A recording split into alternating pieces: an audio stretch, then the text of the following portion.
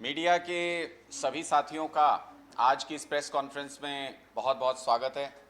आज एक बेहद महत्वपूर्ण विषय पर जो पूरा देश आजकल ऑब्जर्व कर रहा है उसको लेकर के ये प्रेस कॉन्फ्रेंस हम लोगों ने आयोजित की है, जिसका जिक्र पूरे देश में हो रहा है कि ईडी सीबीआई का दुरुपयोग किस तरह से पूरे देश में किया जा रहा है।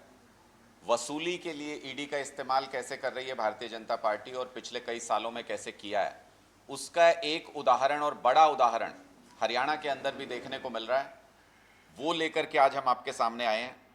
जब से इंडिया गठबंधन के तहत आम आदमी पार्टी के उम्मीदवार डॉक्टर सुशील गुप्ता जी को हमने मैदान में उतारा कुरुक्षेत्र से, तब से हमारी टीमें कुरुक्षेत्र लोकसभा के गांव-गांव में जा रही हैं और हर जगह पर लगभग बहुत ज़बरदस्त विरोध भारतीय जनता पार्टी का देखने को मिल रहा है। गांव के लोग कह रहे हैं कि भारतीय जनता पार्टी के नेताओं को प्रचार के लिए भी गांव में घुसने नहीं देंगे। ऐसा विरोध लगातार देखने को मिल रहा था और यही कारण था कि भारतीय जनता पार्टी का कोई भी उम्मीदवार कुरुक्षेत्र से चुनाव मैदान में उतरने को तैयार नहीं था। उसका सबसे बड़ा उदाहरण जो आज मुख्यमंत्री हैं प्रदेश के, नायब सैनी जी, वो वहाँ से सांसद थे और अगर उनको मुख्यमंत्री बनाना प्री प्लान्ड होता भारतीय जनता पार्टी का तो 3-4 महीने पहले उनको प्रदेश का अध्यक्ष नहीं बनाया गया होता।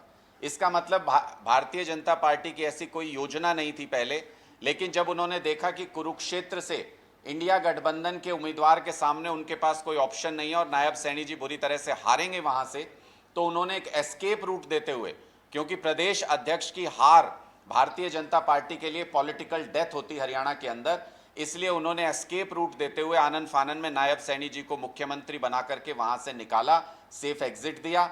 उसके बाद संदीप गर्ग एक स्थानीय व्यापारी हैं, उनको ज्वाइन कराया गया पार्टी में।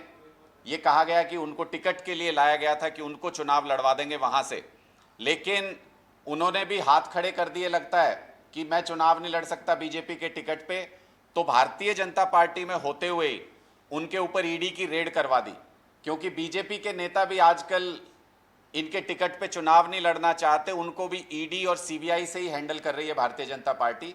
उसके बाद नाम आया नवीन जिंदल जी का। 20-25 दिन तक लगातार ये उहापोह चलती रही। नवीन जिंदल जी के परिवार की तरफ से मना करते रहे कि चुनाव नहीं लड़ रहे हैं और भारतीय जनता पार्टी की तरफ से खबर उड़ाई जाती रही कि चुनाव लड़ेंगे नवीन जिंदल। और जिस तरीके से ज्वाइनिंग हुई, उसके आधे घंटे के बाद लिस्ट में नाम आया, वो आप सब ने देखा। लेकिन हमारा प्रश्न ये है कि खुद कुरुक्षेत्र की धरती पर आकर के प्रधानमंत्री नरेंद्र मोदी जी ने जिसको लुटेरा कहा हो, जिसको भारतीय जनता पार्टी कोयला घोटाले का मास्टरमाइंड बताती रही हो, जिसको प्रकाश जावड़ेकर जी ने सबसे बड़ा कोयला चोर बताया हो, ऐसे व्यक्ति को आखिर भारतीय जनता पार्टी ने कुरुक्षेत्र का लोकसभा चुनाव का टिकट क्यों दिया? क्या ऐसे कारण रहे और कैसे वॉशिंग मशीन में धो करके साफ करके नवीन जिंदल जी को यह टिकट दिया गया? इसके बारे में भारतीय जनता पार्टी को स्पष्ट करना चाहिए। बताया जाता है कि जिंदल जी चुनाव लड़ना नहीं चाहते थे, उनका मन नहीं था, लेकिन ईडी के जोर पर जबरदस्ती एक तरीके से किडनैप करके उनको चुनाव मैदान में उतार दिया गया है। जो मजबूरी का उम्मीदवार हो, जो मजबूरी में चुनाव लड़ रहा हो, वो जनता की क्या सेवा करेगा, ये सब लोगों को समझ में आ रहा है। और इसलिए उनके अनाउंसमेंट के बाद भी कुरुक्षेत्र में किसी तरीके का कोई बज़ क्रिएट नहीं हुआ, लोगों के अंदर किसी भी तरीके का कोई रुझान नहीं है उनको लेकर। लेकिन कुछ तथ्य हैं जिनको समझना बहुत ज़रूरी है कि कैसे ईडी और सीबीआई का दुरुपयोग भारतीय जनता पार्टी कर रही है और कैसे लोकतंत्र के ऊपर ईडी और सीबीआई का इस्तेमाल करके कब्जा कर लिया है भारतीय जनता पार्टी ने। ईडी ने अप्रैल 2022 में जिंदल जी के ठिकानों पर छापा मारा, नवीन जिंदल जी की कंपनियों पर, उनके ठिकानों पर एक बहुत बड़ी छापेमारी हुई। उसके बाद 2023 में नवीन जिंदल जी ने अपनी पार्टी कांग्रेस में जब वो थे तो अपनी पार्टी को तो दिया 2 करोड़ रुपए चंदा और भारतीय जनता पार्टी को दिया 25 करोड़ रुपए चंदा। ये इतिहास में शायद पहला ऐसा उदाहरण होगा कि कोई व्यक्ति अपनी पार्टी को छोड़ के राइवल पार्टी को चंदा दे रहा है। लेकिन उसका असर देखने को मिला तुरंत प्रभाव से कि 9 सितंबर 2023 को नवीन जिंदल जी को विदेश यात्रा की अनुमति मिल जाती है कोर्ट से, ओमान और यूएई जाने की अनुमति मिल जाती है। 12 अक्टूबर 2023 को अमेरिका, इंग्लैंड और यूएई जाने की अनुमति मिल जाती है। 23 जनवरी 2024 को अमेरिका, यूके और जर्मनी जाने की इनको अनुमति मिल जाती है और सीबीआई इनकी जमानत का कोई विरोध नहीं करती है। ये सरासर समझ में आता है कि एजेंसीज का किस तरीके से उगाही करके, चंदा लेकर के भारतीय जनता पार्टी ने दुरुपयोग किया। जिंदल जी ने कुल मिलाकर के कांग्रेस में रहते हुए भी 73 करोड़ रुपए चंदा भारतीय जनता पार्टी को दिया। वो किस लिए दिया? ईडी और सीबीआई की जांच को प्रभावित करने के लिए दिया, उन केसेस को सेटल करने के लिए दिया और अब उसी मजबूरी में कुरुक्षेत्र से चुनाव लड़ने का फैसला भी किया। लेकिन लोगों के समक्ष ये सारी चीजें साफ हैं और हम भारतीय जनता पार्टी से ये सवाल पूछना चाहते हैं कि मजबूरी में आप नवीन जिंदल जी को एक तरीके से किडनैप करके या ईडी के जोर पर ले तो आए चुनाव लड़ने के लिए, लेकिन क्या प्रधानमंत्री जी या भारतीय जनता पार्टी के वरिष्ठ नेता ये स्पष्ट करेंगे कि ऐसी क्या मजबूरी रही कि जिसको आप कोयला चोर कहते थे, कोयला घोटाले का मास्टरमाइंड कहते थे, जिसको प्रधानमंत्री जी कुरुक्षेत्र में आके ही लुटेरा कह करके गए, उस नवीन जिंदल को आखिर भारतीय जनता पार्टी की कौन सी मजबूरी थी कि उनको कुरुक्षेत्र से चुनाव मैदान में उतारना पड़ा? क्या इससे यह स्पष्ट नहीं हो जाता है कि भारतीय जनता पार्टी में, पूरी भारतीय जनता पार्टी में कोई एक ऐसा उम्मीदवार नहीं था जो कुरुक्षेत्र से इंडिया गठबंधन के उम्मीदवार डॉक्टर सुशील गुप्ता जी का मुकाबला कर सके? क्या इससे यह स्पष्ट नहीं हो जाता है कि भारतीय जनता पार्टी को उधार में एक उम्मीदवार लाना पड़ा जिसको जबरदस्ती ईडी और सीबीआई के जोर पर यहां चुनाव मैदान में उतारा गया है? हम भारतीय जनता पार्टी से यह भी पूछना चाहते हैं कि क्या लोकतंत्र में उनका विश्वास पूरी तरह से खत्म हो गया है, जो वो तानाशाही पर उतर आए हैं? हमने तो सुना था भारतीय जनता पार्टी कह रही है कि 400 पार करेंगे। अगर 400 पार कर सकते तो मैं ये सवाल पूछना चाहता हूं, तो पहले 400 ही पार कर लेते, उसके बाद केजरीवाल जी को भी जेल में डाल देते, हम सबको भी जेल में डाल देते। कम से कम 5 साल तो जेल में हमको रहना पड़ता क्योंकि आपकी बहुमत की सरकार होती। लेकिन आपको 400 पार का कॉन्फिडेंस नहीं है, आपको 40 पार का भी कॉन्फिडेंस नहीं है। इसलिए कांग्रेस के अकाउंट्स फ्रीज किए जा रहे हैं, सारे विरोधी पॉलिटिकल पार्टीज को ईडी के, इनकम टैक्स के समन और नोटिसेस भेजे जा रहे हैं। आम आदमी पार्टी की सारी लीडरशिप को जेल के अंदर डालना चाहते हैं। हमारे बड़े बड़े नेता, पार्टी के जो टॉप लीडरशिप है वो ऑलरेडी जेल में है। आज फिर समन दिया गया है और जो हमारे ट्रांसपोर्ट मिनिस्टर हैं दिल्ली के, कैलाश गहलोत जी, आज उनको समन दिया गया है। उनसे भी पूछताछ होगी, उसके बाद उनकी भी गिरफ्तारी होगी, ये हमें पहले से ही मालूम है। तो क्या पूरी विरोधी लीडरशिप को जेल में डाल के उनके अकाउंट फ्रीज करके तब मोदी जी चुनाव लड़ना चाहते हैं? क्या यही उनका कॉन्फिडेंस है? ये सारी चीजें स्पष्ट तौर पे बताती हैं कि भारतीय जनता पार्टी अपना विश्वास पूरी तरह से खो चुकी है। जनता के बीच में भारतीय जनता पार्टी अपना प्यार, अपना विश्वास पूरी तरह खो चुकी है। इसलिए ये आनन फानन में इस तरह के कदम उठाए जा रहे हैं कि एजेंसीज का दुरुपयोग करके सारे विपक्ष को पूरी तरह से अपंग कर दिया जाए, उनको चुनाव लड़ने के काबिल ही ना छोड़ा जाए और उसके बाद अकेले दौड़ते हुए मोदी जी ये चाहते हैं कि वो ये कहें कि मैं अकेला दौड़ रहा था और फर्स्ट आया हूं। ऐसी सिचुएशन मोदी जी लाना चाहते हैं। लेकिन अब जो हालात बने उसमें देश की जनता ने यह फैसला किया है कि चाहे कोई पार्टी के नेता जेल से बाहर रहें या ना रहे, चाहे किसी पार्टी के पास पैसा खर्च करने को हो या ना हो, अब ये चुनाव जनता लड़ेगी और लोकतंत्र को बचाने के लिए लड़ेगी और भारतीय जनता पार्टी के एक एक उम्मीदवार की जमानत जब्त कराएंगे। कुरुक्षेत्र के अंदर भारतीय जनता पार्टी का चुनाव उठने का नाम ही नहीं ले रहा है, क्योंकि जिन उम्मीदवार को वो लेकर के आए हैं वो जबरदस्ती लगभग किडनैप करके लाए गए उम्मीदवार हैं। वो एक ऐसे उम्मीदवार हैं जिनके ऊपर उन्होंने ही कभी कोयला चोर होने का, कोयला घोटाले के मास्टरमाइंड होने का आरोप लगाया था। वो एक ऐसे उम्मीदवार हैं जिनको भारतीय जनता पार्टी में कोई भी उम्मीदवार न मिलने पर लास्ट मिनट एंट्री देकर के उनकी टिकट की घोषणा की गई है। इसलिए कुरुक्षेत्र की जनता ने पहले ही अपना निर्णय ले लिया है कि मजबूरी के उम्मीदवार को नहीं जिताएंगे, मजबूती वाले उम्मीदवार को जिताएंगे। सुशील गुप्ता जी इस वक्त एक ऐसे उम्मीदवार कुरुक्षेत्र लोकसभा में हैं जिसका कोई जवाब भारतीय जनता पार्टी के पास नहीं है। इसलिए कभी डमी उम्मीदवार लेकर के आते हैं, दूसरे वोट कटुआ उम्मीदवारों को उतारते हैं और कुछ और वोट कटुआ उम्मीदवारों को उतारने की तैयारी कर रहे हैं। हम खुली चुनौती देते हैं भारतीय जनता पार्टी को, आपके पास ईडी, सीबीआई, डमी उम्मीदवार जो भी हथियार हैं सब चला लीजिए, लेकिन आपको हार का सामना करना पड़ेगा। आपके कोई प्रश्न है तो आप पूछ सकते हैं।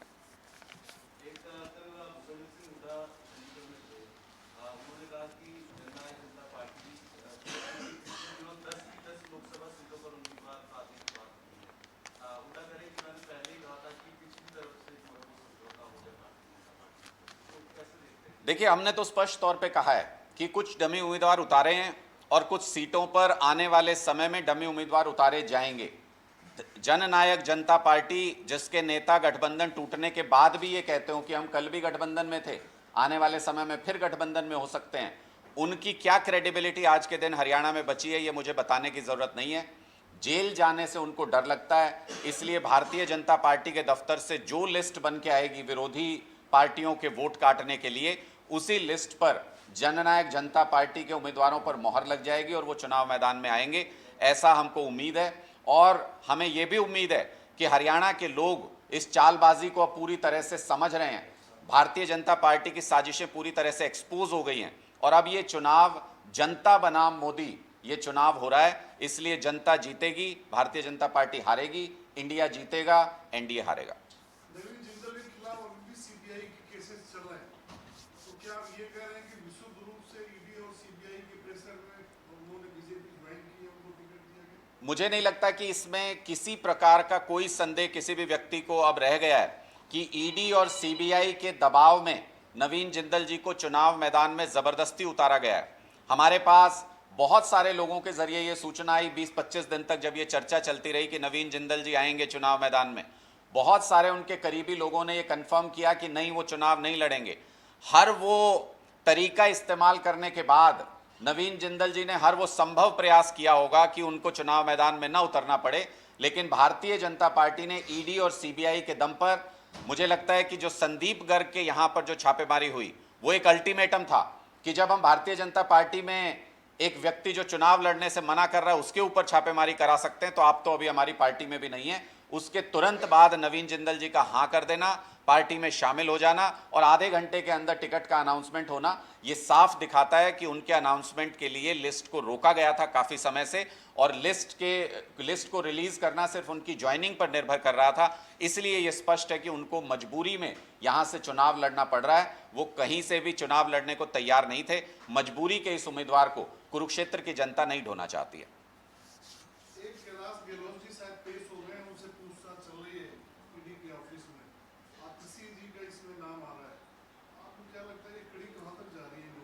हमें तो आम आदमी पार्टी के आखिरी कार्यकर्ता तक भारतीय जनता पार्टी इस कड़ी को लेकर के जाएगी, क्योंकि उनको लगता था कि अरविंद केजरीवाल को गिरफ्तार करने के बाद ये सिलसिला रुक जाएगा, लेकिन हमने तो पहले ही कहा था अरविंद केजरीवाल सिर्फ एक व्यक्ति नहीं है।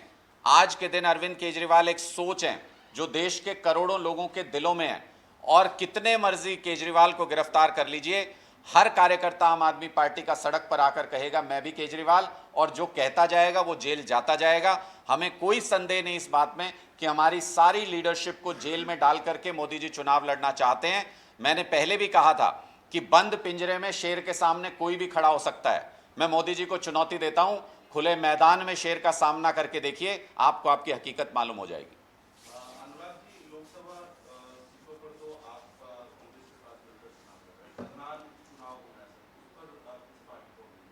देखिए, जैसा मैंने कहा कि भारतीय जनता पार्टी वो बुझने से पहले जो दिया फड़फड़ाता है, आजकल उस मोड़ में चल रही है भारतीय जनता पार्टी और एक ऐसा उपचुनाव कराने का प्रयास किया जा रहा है जो वैधानिक तौर पर सही नहीं है। करनाल उपचुनाव हो नहीं सकता है क्योंकि 1 साल से कम का समय बचा है, और अगर प्रैक्टिकलिटी में देखें तो जब जून में रिजल्ट डिक्लेयर होगा और सितंबर में जब आचार संहिता लगेगी, उसके बीच में सिर्फ 3 महीने का समय है। तो हमारे कानून में, हमारे संविधान में ऐसा कोई प्रावधान नहीं है कि 3 महीने के लिए किसी सदन में किसी व्यक्ति को चुना जाए। और प्रैक्टिकल तौर पर अगर देखें तो सभी पार्टियों के जो भी वहां पर कैंडिडेट खड़े होंगे वो करोड़ों रुपए का, लाखों रुपए की बर्बादी होगी जनता के पैसे की। इस इंतजाम में पूरे चुनाव के इंतजाम में जो करोड़ों रुपए खर्च होंगे वो भी जनता के पैसे की बर्बादी है। इसी तरीके का एक निर्णय महाराष्ट्र हाईकोर्ट ने, मुंबई हाईकोर्ट ने दिया है, जहां पर उन्होंने कहा है कि एक नोटिफिकेशन जो जारी किया था चुनाव आयोग ने उपचुनाव का, उसको रद्द किया है। हरियाणा का केस उससे मिलता जुलता है, उससे भी ज़्यादा, उससे कम समय के लिए ये चुना जाना है यहाँ पर सदस्य को। इसलिए मुझे लगता है कि कोई उपचुनाव करनाल में होने नहीं जा रहा है। ये सिर्फ भारतीय जनता पार्टी ने, मैंने कहा तो उनकी कोई प्लानिंग नहीं थी नायब सैनी जी को मुख्यमंत्री बनाने की। ये तो आनन फानन में उन्होंने गोटियां चली और उसमें कई पासे उन्होंने गलत चल दिए हैं भारतीय जनता पार्टी ने, जिसका उनको आने वाले समय में परिणाम भुगतना पड़ेगा। देखिए कल दिल्ली के अंदर भी एक बहुत विशाल रैली पूरे इंडिया गठबंधन की होने जा रही है, जिसमें अरविंद केजरीवाल जी की गिरफ्तारी के विरोध के साथ साथ लोकतंत्र पर जिस तरीके से भारतीय जनता पार्टी हमला कर रही है उसको भी वहां पर निशाना बनाया जाएगा। लोगों को जागरूक करने के लिए रैली की गई है और आप देखेंगे कि विशाल जनसमूह कल उस रैली में हिस्सा लेने के लिए पहुंच रहा है। मुझे ये कहते हुए जरा भी हिचक नहीं है कि अब सड़कों के ऊपर लोगों को संघर्ष करना पड़ेगा लोकतंत्र को बचाने के लिए। ऐसा समय नजदीक आ रहा है क्योंकि भारतीय जनता पार्टी में शर्म नाम की कोई चीज नहीं बची है।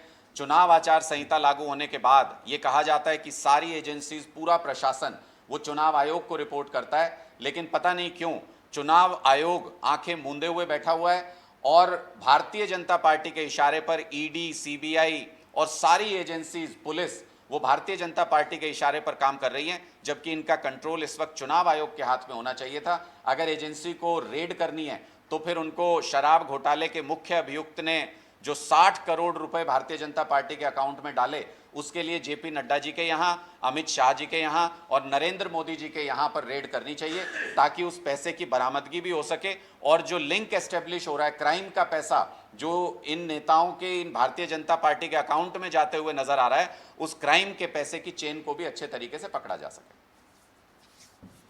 थैंक यू जी। एक ज्वाइनिंग है। हाँ,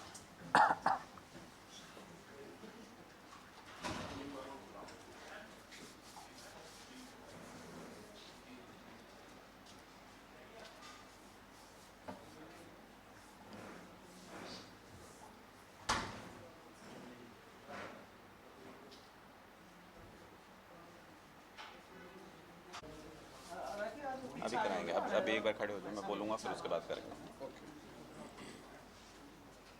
के बारे में बता दें, जिला परिषद में। कोई नहीं। आज हमारे एक बेहद महत्वपूर्ण और बहुत जुझारू युवा साथी राहुल दादू जी, वो आम आदमी पार्टी में शामिल हो रहे हैं। इनका भी इतिहास लगभग आम आदमी पार्टी की तरह संघर्ष का इतिहास रहा है। ये जिला पार्षद का चुनाव लड़ने के लिए इन्होंने पर्चा भरा, तो चूंकि भारतीय जनता पार्टी की हिट लिस्ट में ये भी आते हैं, तो इनके पर्चे को बेतुके कारण बता करके रद्द करवाया गया प्रशासन के जरिए।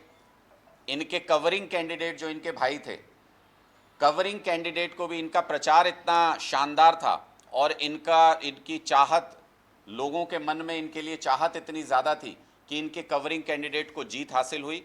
और राहुल दादू जी संघर्ष का एक बहुत बड़ा नाम रहे हैं, विभिन्न आंदोलनों में इन्होंने हिस्सा लिया है। इनके ऊपर हरियाणा में आंदोलन के दौरान झूठे केसेस लगा करके भारतीय जनता पार्टी ने इनको जेल में डालने का प्रयास किया था। ज़्यादातर केसेस में सक्सेसफुली ये अपना पक्ष रख पाए हैं और उससे बाहर आ गए हैं। कुछ मामलों में अभी भी मामले चल रहे हैं जो कि झूठे केसेस बनाए गए थे इनके ऊपर। तो इनके संघर्ष को देखते हुए और इनकी हिम्मत, इनकी ताकत और इनका जो तंत्र है पूरा, जो इनके युवा साथी हैं, इनकी टीम को देखते हुए आम आदमी पार्टी आज इनका अपनी पार्टी में ज़ोरदार स्वागत कर रही है। हमारे साथ कंधे से कंधा मिलाकर के आगे के संघर्ष में राहुल दादू जी और इनकी पूरी टीम का हम स्वागत करते हैं। आइए। तुम साथ में आ जाओ, तुम उनको भी करवाओ। बहुत बहुत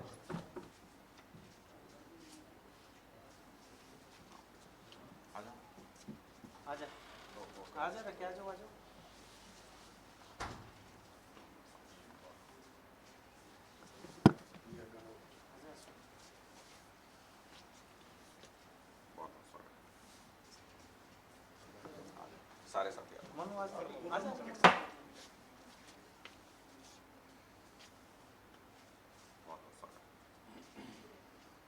आ जाओ सारे साथी आ जाओ। आ जाओ आगे आ जाओ, यहाँ साथ आ जाओ,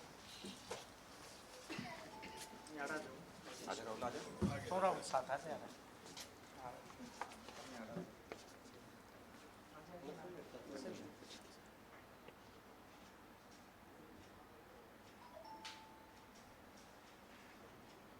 थैंक यू जी।